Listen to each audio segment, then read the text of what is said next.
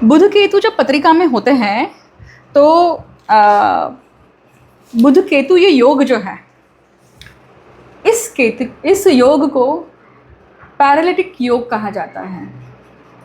मतलब ये जिस भी भाव में बैठा हुआ है उस भाव से संबंध, उस भाव से देखने वाले या उस भाव में जो राशि पड़ी है और वो जो ऑर्गन्स हैं उनसे संबंधित कहीं ना कहीं कमज़ोरी होती है व्यक्ति में ऑब्वियसली। परंतु अगर हम मेंटल एस्पेक्ट पे या हम बिहेवियरल एस्पेक्ट की अगर बात करें तो वहाँ पे व्यक्ति क्या होता है, पैरालिटिक होता है, मतलब शिथिल होता है, वो डिसीजन मेकिंग नहीं कर पाता है, वो उस जगह पे स्पाइनलेस होता है। तो बुध केतु जो है, बुध केतु को अगर आपको समझना है, इसका पॉजिटिव पक्ष ये है कि अगर मान लीजिए पंचम भाव में होगा तो पंचम भाव में बुद्धि को लेकर ये बहुत तीक्ष्ण बुद्धि है कहीं ना कहीं व्यक्ति में, क्योंकि बुध और केतु दोनों ऐसे ग्रह हैं जो अपने आप में फ्रस्ट्रेटेड हैं, परंतु जहाँ बैठते हैं तो उस चीज़ को वो द्विगुणित कर देते हैं, बढ़ा देते हैं। तो वो बुद्धि ज़रूर है पर वो बुद्धि जो है वो कंस्ट्रक्टिव है क्या, दैट इज़ अ क्वेश्चन। वो पेसिमिस्टिक है, किस तरह से पेसिमिस्टिक है, वो डेरोगेटरी है, किस तरह से डेरोगेटरी है। तो sometimes these people are mean बुद्धि और they don't realise that they are mean, और इस चीज़ को लेकर वो व्यक्ति पैरालिटिक होता है। मतलब उसे समझ नहीं आता है कि ये चल क्या रहा है उसके साथ में, और वो जो कर रहा है उसका प्रतिसाद ये मिलता है कि उसको लोग सही पद्धति से नहीं ट्रीट करते हैं। अब बुध केतु जहाँ पे भी है ना, जिस पद्धति से है ना, वो समझना बहुत आवश्यक है। देखिए, और चाहे वो आपके लग्न में हो, चाहे वो आपके त्रिकोण में हो, केंद्र में हो, तो वो व्यक्ति के जीवन में उसके खुद के जो पिलर्स होते हैं, क्योंकि केंद्र क्या है, पिलर है। मैं हमेशा बोलती हूँ कि केंद्र खाली है तो व्यक्ति का जीवन खाली है, पर केंद्र अगर भरा हुआ है तो व्यक्ति का जीवन भी भरा हुआ है। और बुध केतु जैसे ग्रह जब केंद्र में आ जाते हैं तो व्यक्ति के जीवन में और ज़्यादा नपुंसकता या और ज़्यादा त्रिशंकु भी बना के रखते हैं, क्योंकि केतु जो है, केतु जहाँ पे भी बैठते हैं बोलते हैं कि ये चीज़ मत कर, या इस चीज़ को नहीं करना चाहिए था, ऐसा गत जन्म का चक्र होता है।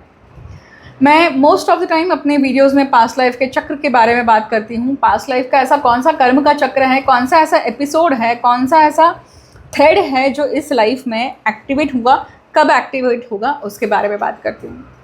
तो केंद्र में इस प्रकार से बुध केतु जो है देते भी हैं, परंतु उस चीज़ को लेकर नीरसता भी बना के रखते हैं।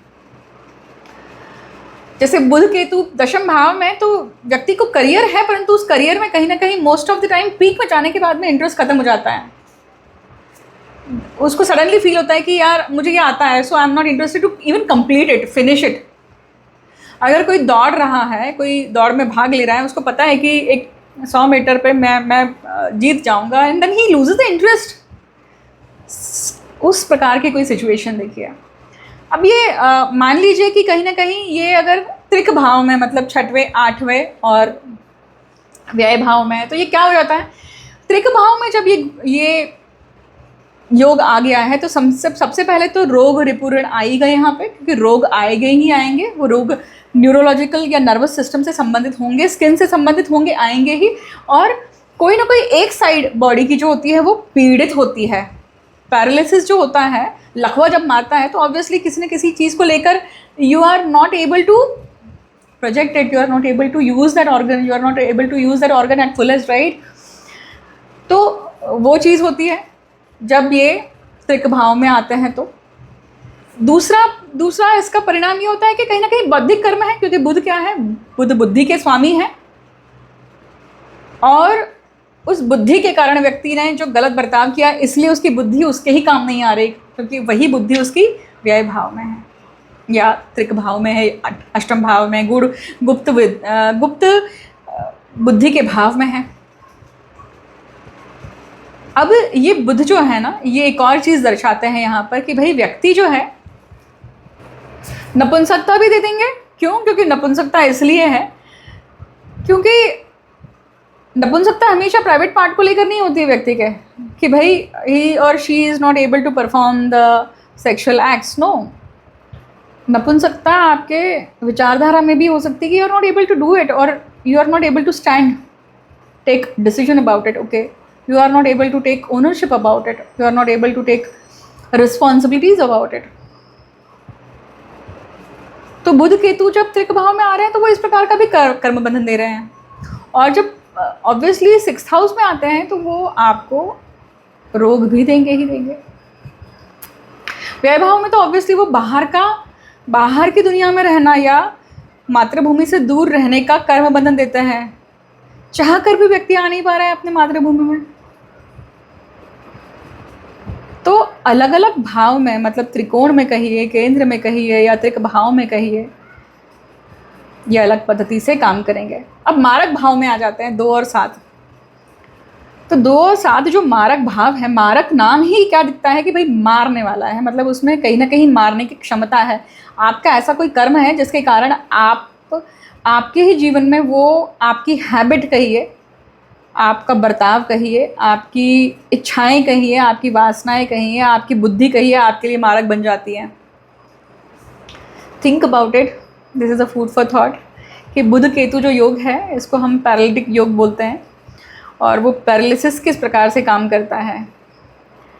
वो सिर्फ शरीर रूपी पैरालिसिस नहीं है, वो mental, emotional, physical, financial, almost all kinds of aspect of the life where it is, where it creates a hindrance. Thank you so much मुझे अंत तक सुनने के लिए। अपने पत्रिका पे ये सूत्र लगा के देखिए। बहुत बार हम आइडेंटिफाई नहीं कर पाते हैं, तो आइडेंटिफाई करने के लिए भी आपको थोड़ा मंथन करना पड़ेगा, right? Thank you so much. Thank you so much for listening to me patiently. I'll see you soon with the next video. और you can suggest me what kind of videos, और आप और कौन से प्रारब्ध के कर्म, या आपके दिमाग में कोई ऐसा टॉपिक है जो आपने कहीं सुना हुआ है, you can ask me about that. Okay? Thank you so much. हर हर महादेव, जय माँ कामाख्या, ओम बम बुधाय नमः, ओम केतवे नमः।